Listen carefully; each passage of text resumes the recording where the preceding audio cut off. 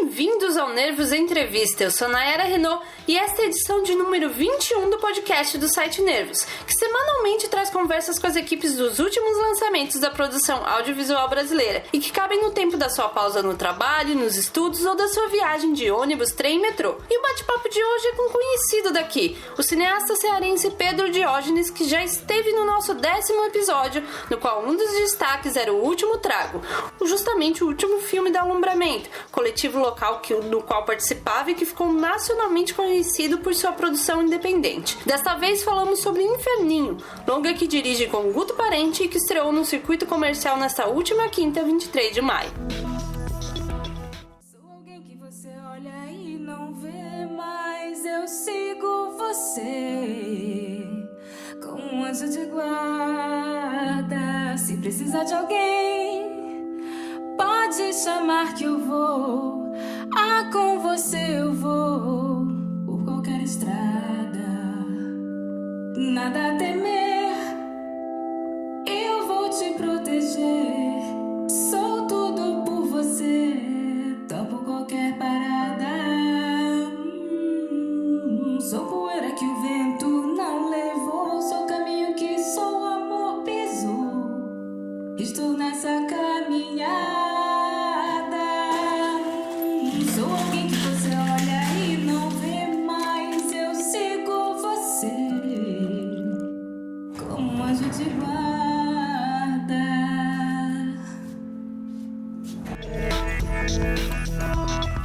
Você acabou de escutar um trecho do número musical que abre o filme, inteiramente ambientado nesse inferninho, nome do bar comandado por Deus-e-Mar, a protagonista vivida por Yuri Yamamoto. A sua vida e de outros personagens que habitam o local é mudada pela chegada do marinheiro Jarbas, interpretado por Demick Lopes, e de outros agentes externos. Entre os sonhos de ir embora e o amor, surgem também os problemas neste melodrama tragicômico sobre pessoas que não se encaixam nos padrões da sociedade. Na entrevista que você ouve a seguir, o cineasta Pedro Diógenes conversou conosco sobre a gênese desse projeto, com seu primo Guto Parente e o grupo Bagaceira de Teatro, também de Fortaleza. Ele também falou dos desafios de fazer arte no Ceará, como eles usaram a precariedade a favor da obra, a recepção do público nos festivais de Roterdã, entre outros eventos internacionais e nacionais, e os vários trabalhos que ele está preparando para vir por aí. Primeiro, obrigada por voltar aqui tão cedo, né? A gente conversou sobre O Último Trago e agora você já tá lançando outro filme. E eu queria saber mais ou menos como foi você junto. Você já, obviamente, já trabalhava no quarteto, no Alumbramento, aí agora você trabalhando em dupla com o Guto. E quando que surgiu essa ideia, a gênese do Inferninho? Eu e o Guto, a gente é primo, né? Então, assim, toda a nossa relação com o cinema a gente desenvolveu junto desde vendo Sessão da Tarde, indo alugar filme na locadora e começamos a fazer junto nossos primeiros curtas que ninguém nunca viu e que nem existem. A gente começou fazendo junto, então, assim, é uma relação muito próxima, assim, então é natural dirigir com ele, a gente já tinha dirigido com, né? Então isso nunca foi uma questão e sempre é muito bom, assim, é uma parceria antiga e que a gente se dá muito bem. E aí o filme nasceu de outra parceria, né, que era o Alumbramento, que eu e o Guto fazíamos parte lá em 2013, quando começou o Inferninho, com o grupo Bagaceira de Teatro, que é um grupo de teatro lá de Fortaleza bem importante, tem 20 anos de estrada e de onde vem o elenco principal todinho do filme. A gente já se conhecia, já tinha visto as peças do Bagaceiro, a galera do Bagaceiro já tinha visto nossos filmes, então a gente ali meio que já se paquerava. E aí, por causa de um laboratório de roteiro que teve lá em Fortaleza, no Porto Iracema, que é uma escola dentro do Dragão do Mar, que é um centro cultural lá, a gente entrou junto para poder desenvolver um roteiro. E aí a galera do Bagaceiro apresentou pra gente uma ideia que eles tinham tido para uma peça e que eles nunca tinham desenvolvido. E a partir dessa ideia nasceu o Inferninho, assim, lógico que se transformou, isso era em 2013.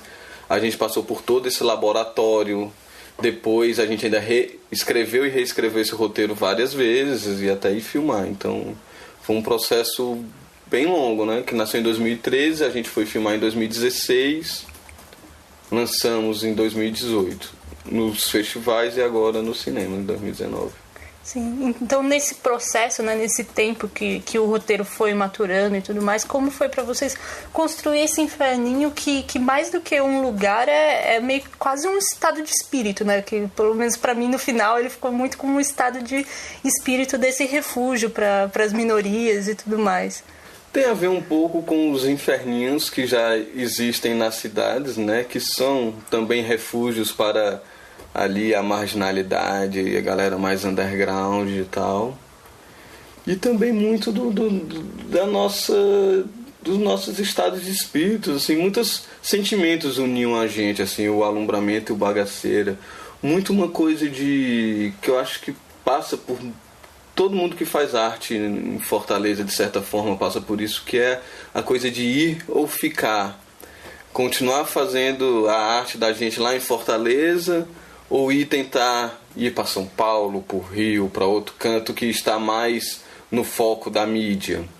Porque, por exemplo, o Bagaceira tem 20 anos de teatro, lá em Fortaleza é uma referência, mas é muito difícil eles se apresentarem em outros lugares, existirem em outros lugares. O cinema é até mais fácil porque o filme circula, né?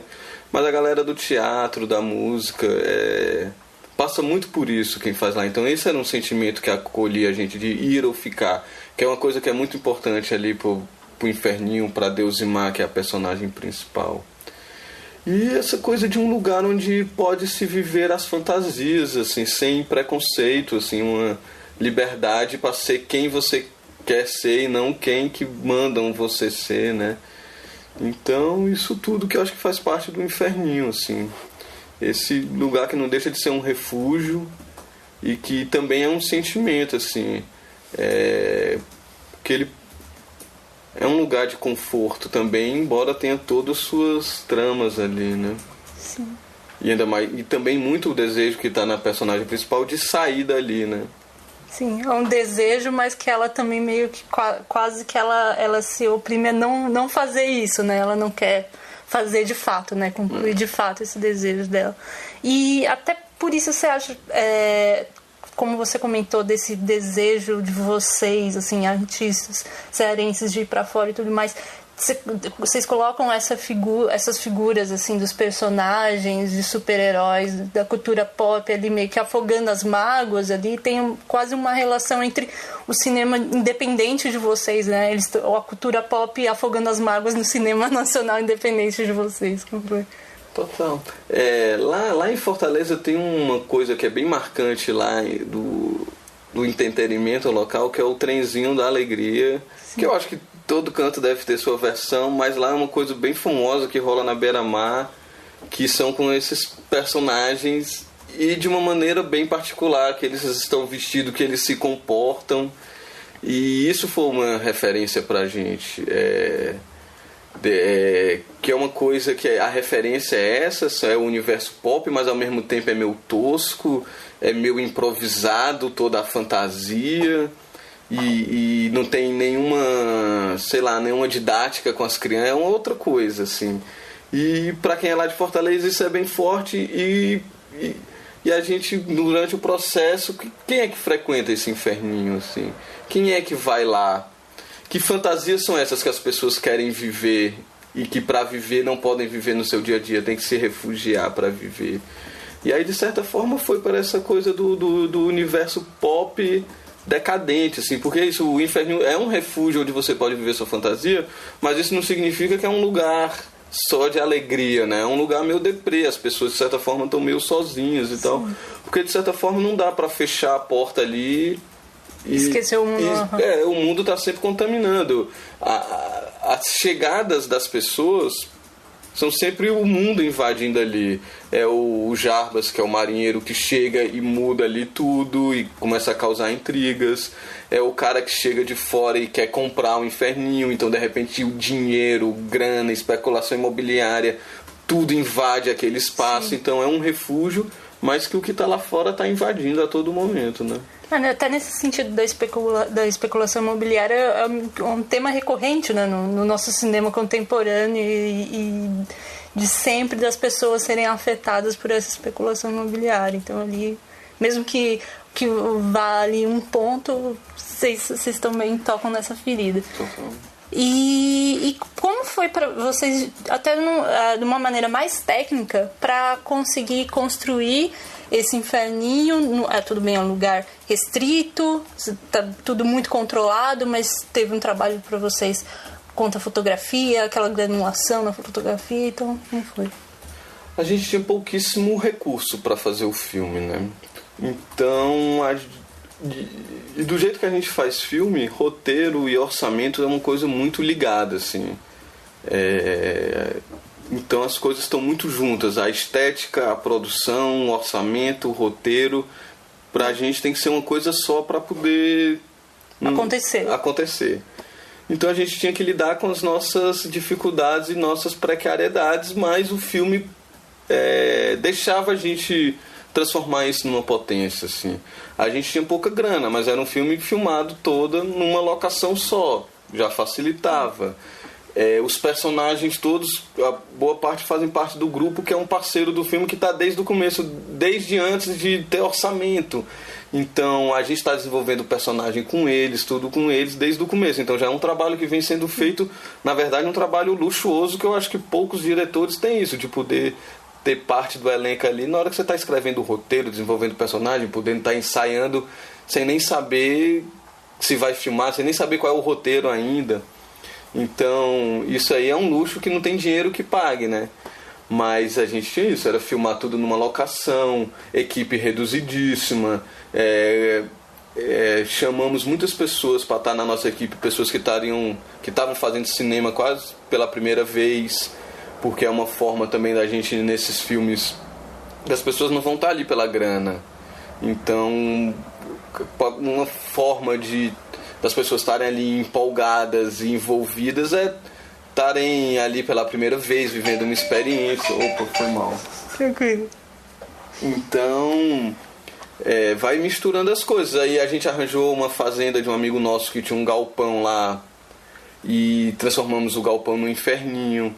E aí ficamos hospedados nessa fazenda durante 12 dias e nessa fazenda não tinha nem internet, nem celular, então foi um processo todo de imersão.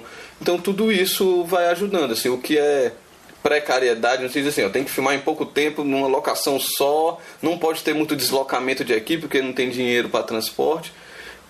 A gente sempre... E o filme deixava transformar isso numa potência. E aí isso era um galpão que no princípio era um nada, um galpão todo, na verdade ele era todo branco, e a gente transformou ele todo preto para daí para frente trabalhar.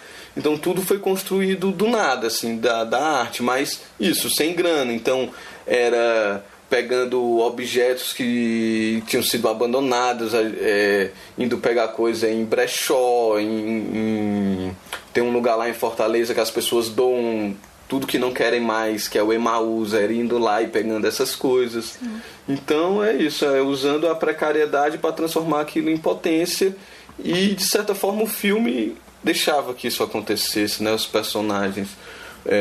Tem, sei lá, um exemplo é a Luiziane, que é a personagem da cantora. Tem uma hora que ela aparece com uma espécie assim de um cachecol, que era para ser teoricamente uma coisa super chique, mas é feito com pena de capote, de galinha.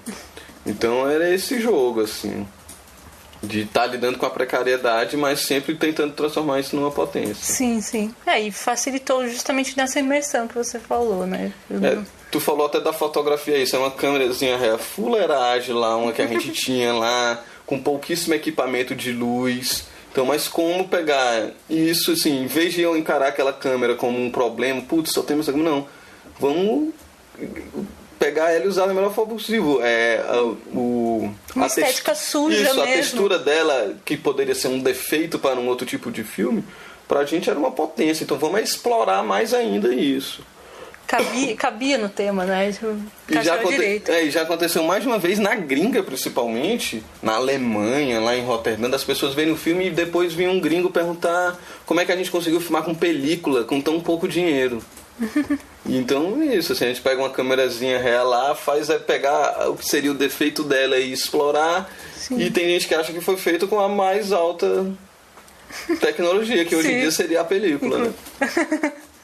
E como foi esse tempo da viagem do filme, né? Porque ele também, assim como o Último Trago, ele saiu em Brasília e aí passou no Rio. Então como que tem sido passando justamente nesses festivais, como você já comentou agora, de Roterdã, e expectativa para o lançamento? O filme rodou bastante, assim, desde que ele estreou. Ele estreou em Roterdã e depois rodou muito, tanto na gringa quanto no Brasil, e sempre com sessões muito quentes, assim, sessões muito emocionantes, na verdade. O público, sempre rola uma interação muito forte com o público, assim, muitas pessoas se emocionam, muitas pessoas se identificam com alguns personagens, se identificam com falas, com momentos. Isso está sendo muito especial, assim, e acompanhar como isso está acontecendo independente do lugar, assim. Essa emoção aconteceu na Alemanha, aconteceu em Manaus, aconteceu lá em Fortaleza. Então é um filme que está ultrapassando também, apesar de ele ter algumas coisas bem particulares, bem regionais, um jeito de falar, até algumas coisas bem próprias, assim, algumas piadas. Mas eu acho que ele consegue ultrapassar isso tudo, assim. Sim. O que você pode adiantar sobre A Filha do Palhaço? Acho que o próximo projeto que está em desenvolvimento, assim, ou algum outro que está aí nesse caminho que pode vir antes. Eu estou trabalhando, assim, em 3 filmes agora. Tem um que eu estou na fase de finalização mesmo, mixagem, que o nome é Opinião. É um filme que eu dirigi junto com o Ivo Lopes Araújo, que é um documentário que a gente filmou tanto na eleição de 2014 quanto na eleição de 2018. Basicamente pegando a opinião das pessoas sobre aquele momento de eleição. Esse filme está ficando pronto agora. Sim. Tem um outro que o nome se chama Pajeú, que é um misto de ficção e documentário, que eu vou filmar agora em junho. Na verdade eu estou em pré-produção agora e filmo em junho. E A Filha do Palhaço é um filme que está aí no limbo do cinema brasileiro atual, que eu acho que tem muitos projetos que estão nesse limbo, porque o filme foi contemplado no edital da Ancine, mas o dinheiro ainda não saiu, então é aquela dúvida, ninguém sabe se a Ancine está andando, se a Ancine está parada, se a Ancine vai acabar, se não vai acabar, se você ter sido contemplado significa alguma coisa ou não. Se foi uma sorte ou não. Se foi uma sorte ou não, se tudo andasse normalmente, era pra, sei lá, a grana sair agora e próximo ano a gente estaria filmando lindamente, porque esse é um filme grande, com orçamento grande. Mas ele tá nesse limbo aí. Ficção também. É uma ficção, é sobre um humorista cearense que vai ter que conviver durante uma semana com a filha adolescente dele que ele mal conhece, que ele conviveu muito pouco. Mas é isso, a gente está vivendo esse momento muito maluco, né? Que é complexo. Eu imagino que estou nessa angústia, tendo todos esses outros trabalhos, estou lançando filme agora, tem esses outros 2 que eu estou trabalhando. Mas tem muita gente que depende de um filme, que está ali trabalhando, dedicando a vida a um filme, e é isso, está nessa dúvida, se não sabe se vai conseguir filmar, se não vai. Agora mesmo lá em Fortaleza tinha um longa lá, com todo mundo contratado, um longa do Halder Gomes, que teve que ser adiado e tal. Então assim, estamos nesse momento complexo do cinema.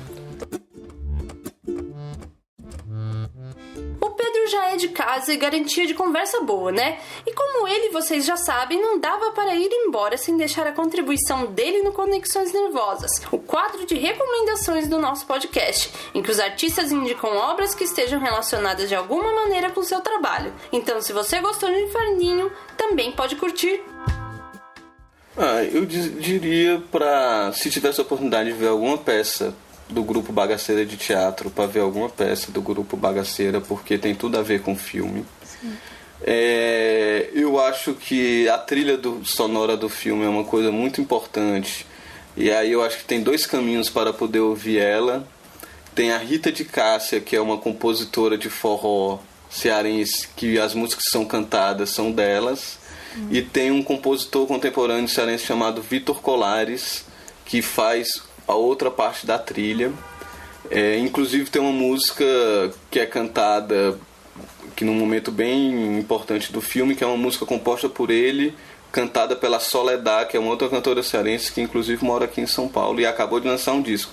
Então, Soledad, Vitor Colares, Rita de Cássia, tudo isso eu acho que tem a ver com o Inferninho.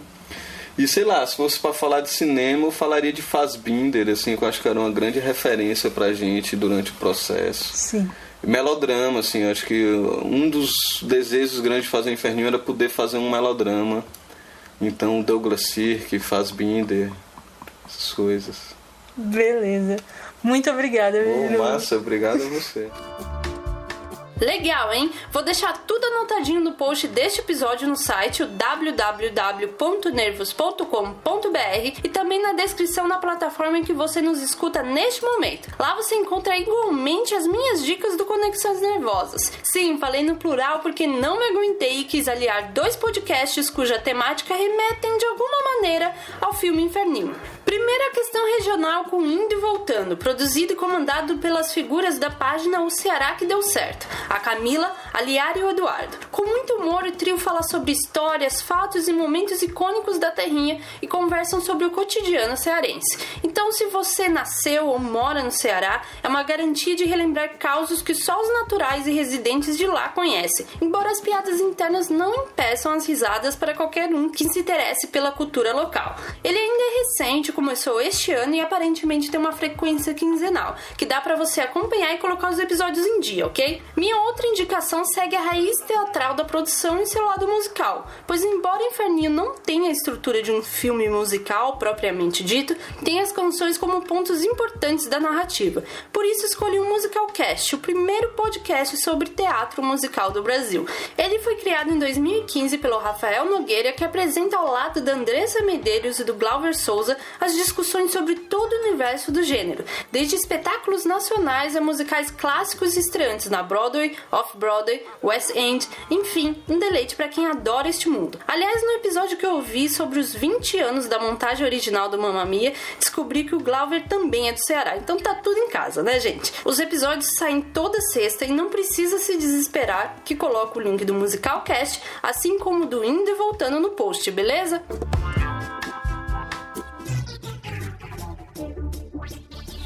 E assim termina o 21º Nervos Entrevista sobre Inferninho, filme que está em cartaz nos cinemas desde a última quinta, 23 de maio, com distribuição da Embaúba Filmes. Então consulte a programação das salas da sua região, assim como as edições anteriores do nosso podcast. Nós estamos no SoundCloud, Spotify, iTunes, Google Podcasts, no seu feed ou disponível também para download lá no Nervos, onde você encontra ainda mais conteúdo sobre cinema, TV, música, enfim, cultura no geral. Se gostou, curte e compartilha. Se viu onde podemos melhorar, comenta ou escreve para o Nervosite, tudo junto, nervosite@gmail.com, pois queremos atender bem para atender sempre. Se der tudo certo, tem uma nova estreia nacional desta semana por aqui, no próximo episódio. Então fiquem ligados, obrigada pela audiência e até a próxima!